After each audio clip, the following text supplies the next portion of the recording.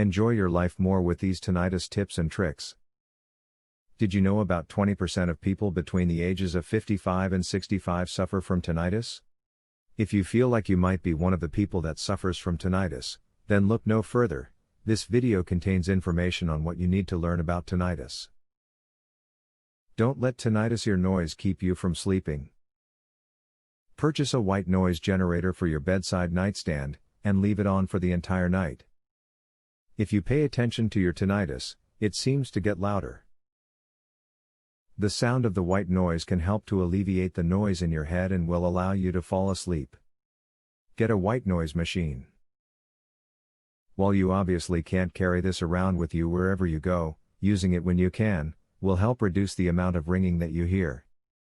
One ideal time to use the machine is when you are sleeping. It can have the added benefit of canceling out other noises in your home that might wake you up. The first step toward treatment of tinnitus is to go to a doctor to have your ears cleaned.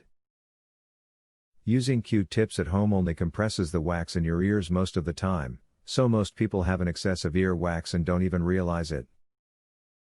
Tinnitus sufferers can get relief with reflexology. Try it out.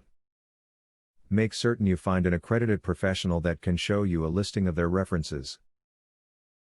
Do your research on potential reflexology practitioners and pick someone that you can trust and feel comfortable with.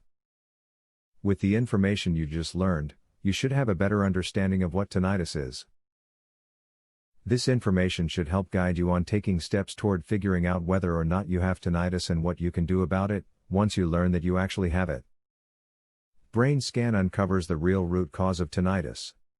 And what you can do about it, starting today. Please visit earpainhacks.com to learn more. Would you like to learn how to naturally ease tinnitus? Please visit earpainhacks.com to learn more. Link in the description.